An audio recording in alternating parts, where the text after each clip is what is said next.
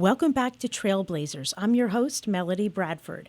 Today, I'm sitting down with a woman who has reshaped science education in the Lehigh Valley with a kind of fearlessness, persistence, and purpose that deserves its own exhibit. Lin Erickson is Executive Director and CEO of the Vinci Science Center.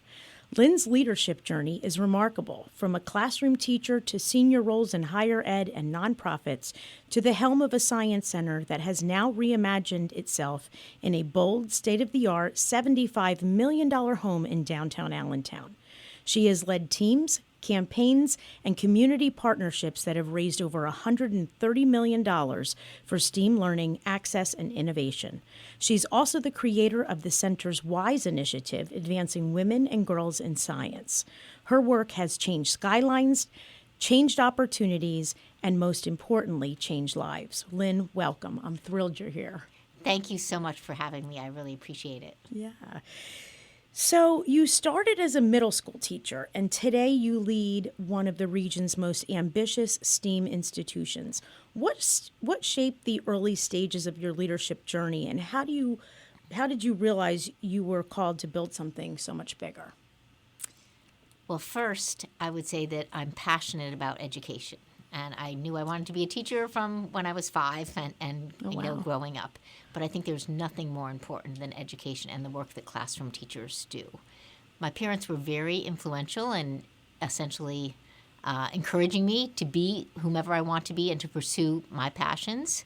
I would say that Smith College also had a really big impact on me. So that's a women's college, and I think that going there, you develop a great deal of confidence in the potential and your own potential and what things you might pursue. And I had some really good mentors, I would say, especially at Northampton Community College, where I worked for 10 years, and also at the Iacocca Institute at Lehigh University. And those individuals gave me a lot of opportunity to start programs up from scratch and raise the dollars and develop them. And that was very beneficial, and they were incredibly supportive. How did you get to Da Vinci Science Center? Because we're going to talk a little bit about your path from that perspective, but lead me there if you would. So it was while I was at the Iacocca Institute. I was the associate director, and at that time at Lehigh, they had a variety of community-based organizations that were under the umbrella of the Iacocca Institute. The Ben Franklin program, for example, Manufacturers Resource Center, and the then Smart Discovery Center also was one of those organizations, and there was a change in leadership, and the Lehigh had been supporting the Science Center, and from a financial perspective just was not able to do that and wanted to explore the potential for it to become truly community-based. And I was in the right place at the right time. So I think Roger Nagel, who is the head of the Iacocca Institute, and also Pete Likens, the president of Lehigh University, asked me if I would like to see if we could make a go of the Science Center. So, and they knew I had been a K-12 teacher and had worked a lot with partnerships and raising money. So it was a very wonderful opportunity. Now, in my generation, it was, and yours too, I've always seen Da Vinci Science Center, housed on Cedar Crest up until, its new home in Allentown. Had it always been there, or was it up at the Iacocca Institute? No, it was in the South Bethlehem in what's now Northampton's Fowler Center. Okay. So that building was purchased with money from a donor, an anonymous donor, for the purpose of the Science Center. And so we had that asset, and I actually sold that building when we built the new building at Cedar Crest College. I sold that to my husband, who became president of Northampton Community College, his predecessor. Okay. So we started out in South Bethlehem. My children went to the Science Center in South Bethlehem. And that was on 3rd Street, right? Yes, on 3rd Street. Okay. But at that time, there was nothing down there. It's dramatically different today than it was in the 90s. Of course, yeah, for sure. So you first led Da Vinci from 1997 through 2005, and then you stepped away. But then you returned as CEO in 2013, right? Most leaders don't get a second chapter, especially at the same organization. But you created one. What unfinished business brought you back, or Lead me through that if you would. It wasn't really unfinished business. My husband had moved us to Ohio, so that's why I left the Da Vinci Science Center in 2005. And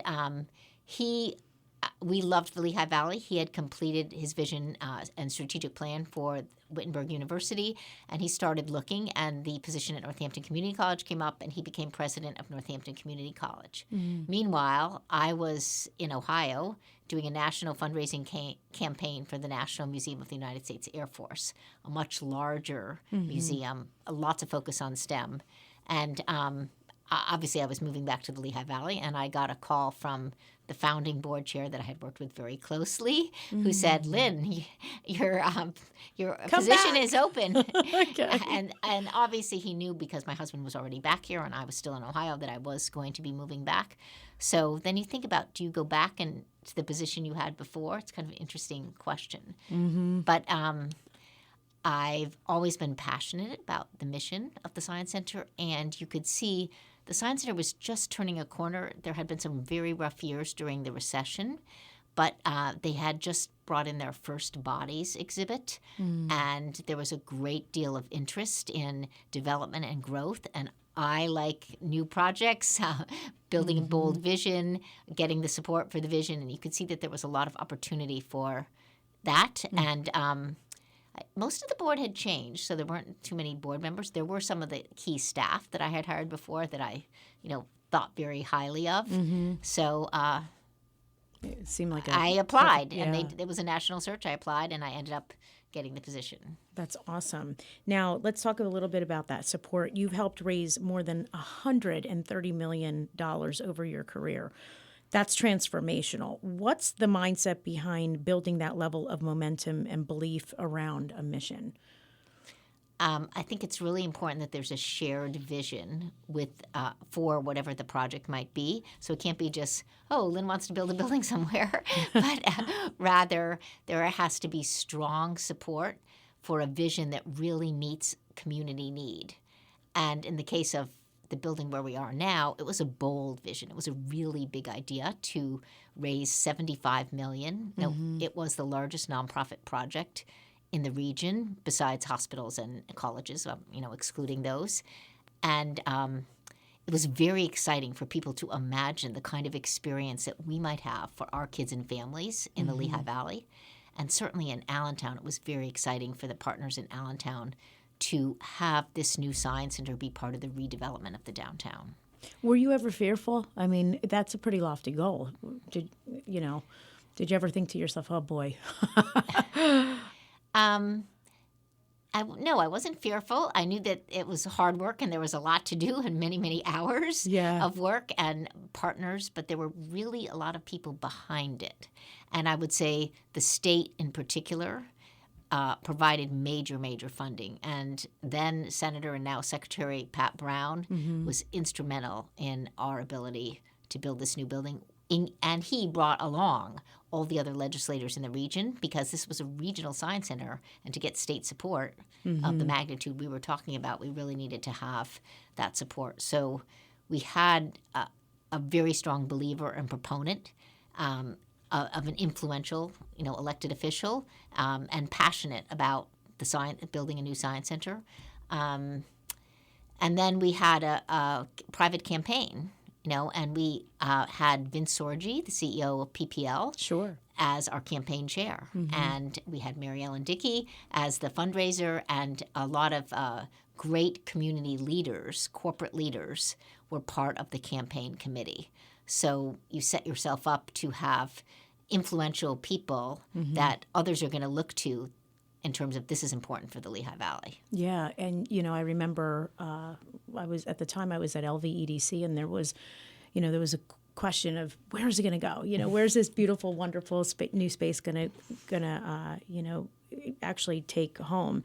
The new Da Vinci Science Center at the PPL Pavilion in Allentown, downtown Allentown, opened in May 2024. It's part of the NIZ, is it? Or yes, is it? Okay. Yes, definitely. So the NIZ is the Neighborhood Improvement Zone, which Senator Pat Brown at the time had a lot of involvement in developing alongside J.B. Riley for the listeners' edification. But choosing downtown Allentown was a bold move. Let's, even though that legislation was in place. What made you say, this is where our future lives, and why? Well, first, just a side comment about that. We are in the NIS, and that was important because that was a funding source for us also, even though we're a nonprofit. And the NISDA has been extremely supportive of the effort. I think, when we started looking for a site, maybe 10 years ago, we started in Allentown. There were a lot of challenges at the city government level at that time. So it was challenging, and we couldn't find the right site. And then we ended up with Easton, as you know, as our first site. That didn't work out, and then we began looking again in Bethlehem and Allentown. But Allentown, we really selected it for two key reasons, and it was absolutely the right choice. One was to be part of the transformation, to be part of something bigger that you could really have an impact in terms of the redevelopment of the downtown area. But more importantly was the location was surrounded by neighborhoods, and there are over 55,000 individuals that live within 1 mile. And most of those individuals are from low-income backgrounds, some from moderate income backgrounds. And the potential to reach those audiences that didn't travel to the other Science Center, even though it was only like 3 miles away to the Cedar Crest campus. But the potential to reach those young people and those families is huge. And those are, again, typically families that don't on a regular basis go to Science Centers. So to have a regional STEAM education center, a resource right in the middle of those neighborhoods was huge. Yeah. And impactful. I mean, it's wonderful to see the community come together, not just from the constituents, if you will, but actually the businesses. I mean, it brings a lot of that traffic into downtown Allentown as well for some of those events. So that's exciting. Let me talk to you a little bit about the exhibits. Your new exhibits include an immersive otter habitat, a giant body climber, and so many high-touch, high-impact experiences. I think I had heard there was some astronomy implement that Jared Isaacman, I think, had a handle in, who's the CEO of Shift 4 and, known for his work in space travel. How do you dream these things up? What's your creative process for shaping wonder? The most important thing when we kind of started planning the experience, because that's what's important. I mean, the building is lovely, but it's really the experience, is to get community input. And we really wanted to be a community-based science center. And so even the selection of the different topics, like the Lehigh River watershed, are recognizable and relatable to our community. We have the Science in the Making area that's about science as it's applied in local manufacturing companies. So fundamental topics we study, like electricity or forces in motion, how are they applied at Mack trucks or at PPL? And we wanted to show off some of our local companies and some of the careers. So we had a lot of input from across the diverse sectors in the community, from economic development organizations to neighborhoods to parents to members that we currently already had to corporations, and had various focus groups. Some of those were with exhibit designers to get a sense of, how to pull this together. We developed this programmatic platform that kind of outlined our key goals for the experience and for the different audiences. And then from there, we also were thinking about what are the iconic experiences that are going to make people come back, like the river otters are big, right? Yeah. That are going to make people to want to come back often. And we wanted to have a traveling exhibit space also so we could change up things easily on a regular basis. Like now we have Mickey Mouse Clubhouse. And so I have a little 2-year-old grandson. He loves it. And we've already been a few times. He had his birthday party. So that, really appeals to a younger audience. Starting in early February, we will have another version of Bodies, Body Worlds 101, which are the plastinated bodies. If you know, they suck the fluid out, and then there's a plastination process. But you're looking at real bodies and understanding about the different systems or good knee, bad knee, all that kind of thing. So we wanted to have a big space for the traveling exhibitions that could be changing, on a regular basis. And then from there, you've got to have the right team. So we did an RFP across the country, inviting exhibit designers across the country to apply. So we would have the top exhibit design companies. Then we worked very closely with our local corporations. Most of the exhibits were designed with, like LVHN is the major sponsor of the health area. They had over 60 professionals work on that. So we worked closely with the companies, the partners that provided content, the exhibit design company, and our staff to put together the concepts. And, you talked quite a bit in that explanation about collaboration, right? And I think the Lehigh Valley does such a great job with collaboration in general, because I think we all just play really well together in the sandbox, if you will. But you're known for collaborating because of some of those exhibits with designers, hospitals, schools, and regional partners. What makes a great collaboration, and how do you cultivate the ones that truly amplify your mission? I think it's really important to have shared goals that you both believe in, that are mutually beneficial. It can't be, one side gets more out of the deal than someone else. And you have to clearly define what the roles are. So in our exhibit design process, we clearly defined when LVHN or Victaulic or whomever it might be was contributing and how they were contributing, so everyone understood what their specific roles were. I mean, right now, as you know, perhaps our most significant partnership, not as you know, perhaps, I'm assuming you know about this, is with the Allentown School District. Because we have, it's a multifaceted partnership, but one of the most interesting pieces is the fact that Central Elementary School has the Science Center as their second campus. So every 5 days, every class at Central spends almost a half a day at the Science Center, in the classrooms or on the exhibit floor. And it's a co-teaching model with their teachers teaching with our educators. And we have astrophysicists and chemists and, the whole diversity of backgrounds.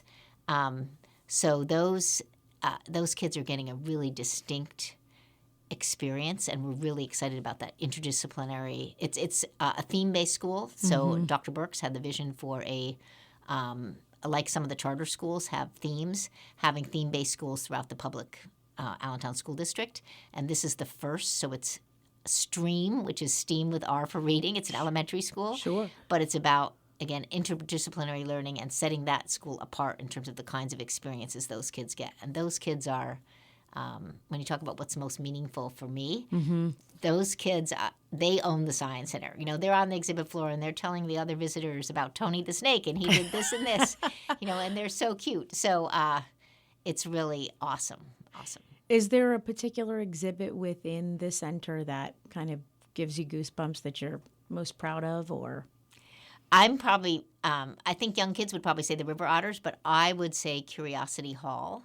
So we have this courtyard area that has, it's a room with 54-foot ceilings, and on one wall we project an incredible immersive experience, and we introduce you to Leonardo da Vinci, and then you have the opportunity to create digital animations and be a part of the experience. So, if you've been to the Van Gogh exhibit or the Monet exhibits where you have the paintings swirling around in the room around you, this takes that technology to the next level because you create what's on the screen. So you might create your portrait on a screen that is an large outdoor exhibit gallery with other portraits, and you're taking your photo and you're touching it up with techniques Leonardo might have used, and then there it is up on the screen, and the music is wonderful. And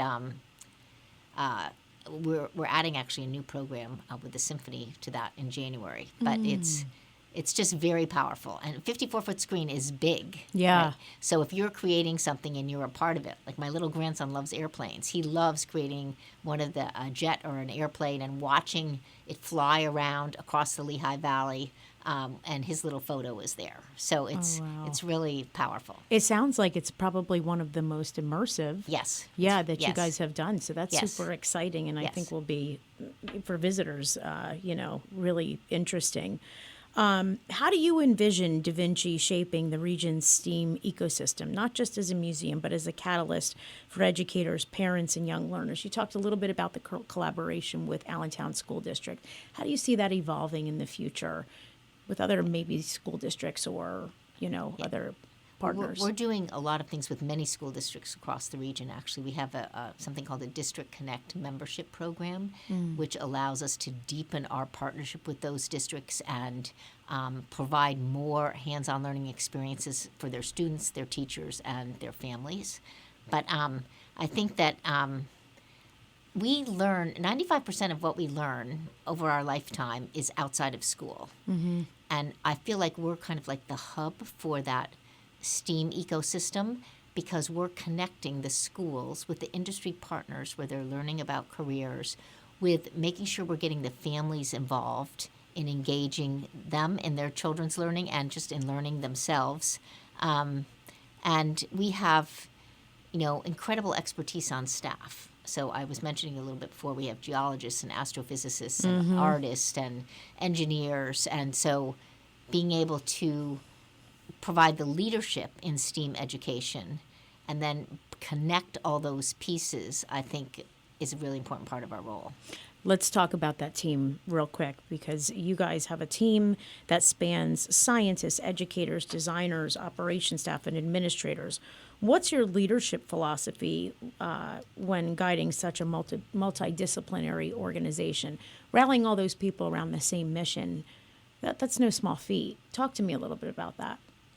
I feel like one of the most exciting and rewarding parts of leading the Science Center is the staff, and they're passionate about our mission. There's not like a question, and that's usually a key reason why new folks are attracted to work at the Science Center. I think that we also have a set of values, shared values, that are very strong. Passion is one of them. Learning is one of them. Belonging is one of them. So we want to be a place that's welcoming to all, no matter what their, all kinds of things, race, gender, disabilities. We want to be welcoming to our staff and also to our visitors. And so we attract people that want to be a part of that culture. I think my team also knows that the little things matter, so they pay close attention to the details. If it's making sure everything's clean and presentable, that's good too. It's a smile on their faces when these little kids walk in or the parents walk in, and so they pay attention to that. And collaboration is a big part of our culture.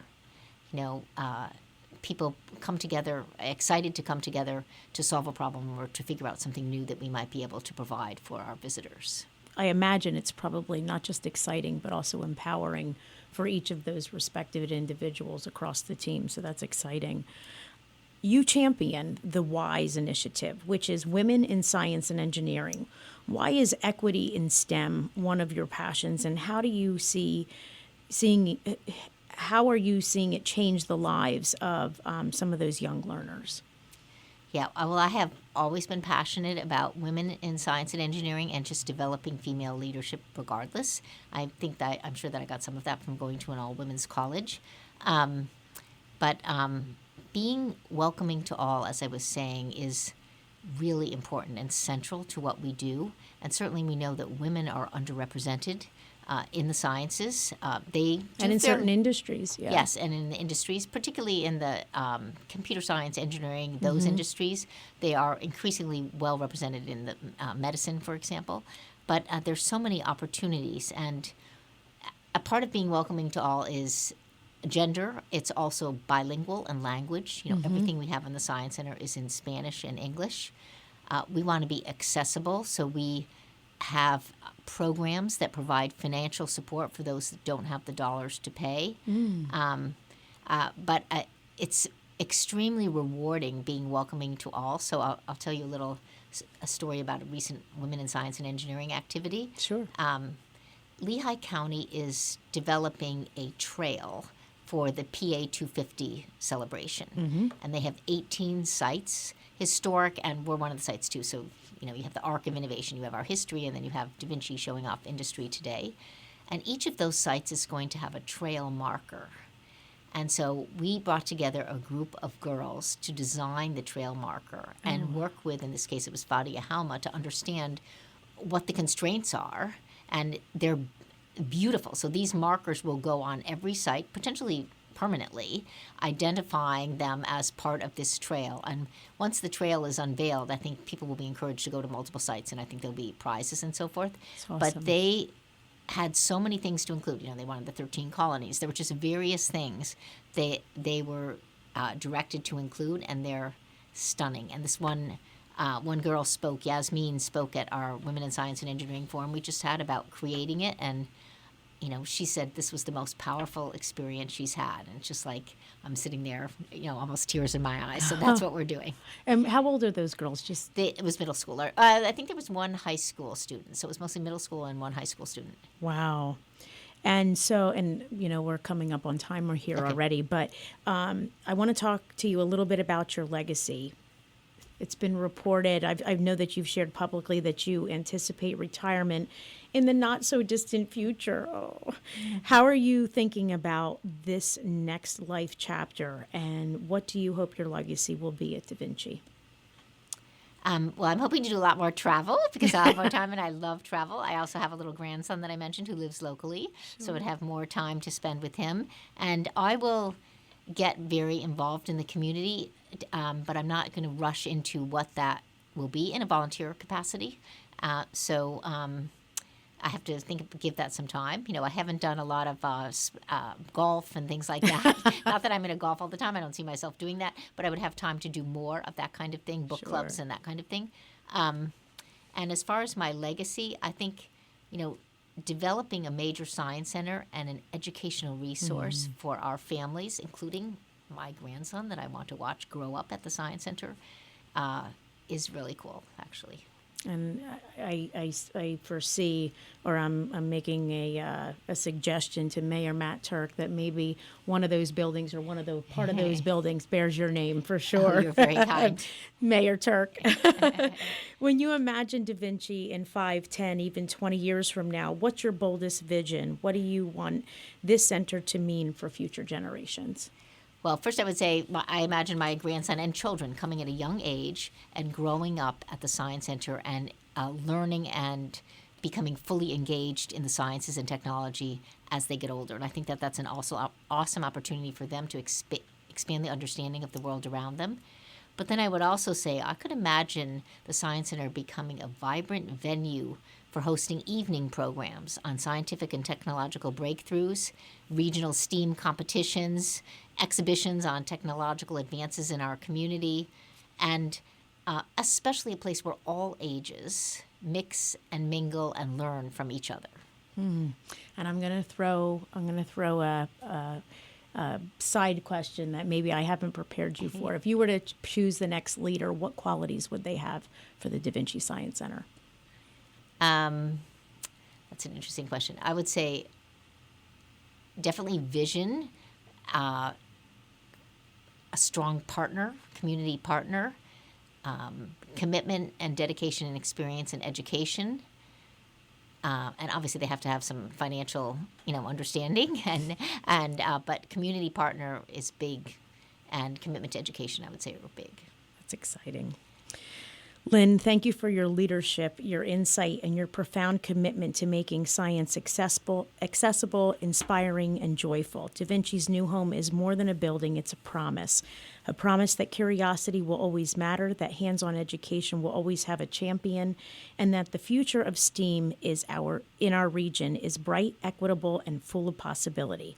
And that promise exists because leaders like you dare to imagine boldly, collaborate generously, and execute courageously. To our listeners, if you haven't visited yet, please go. Bring your kids, bring your parents, bring your own sense of wonder, because the Da Vinci Science Center is not just a place to learn, it's a place to dream. This is Trailblazers. I'm Melody Bradford. Keep learning, keep leading, and above all, keep blazing forward.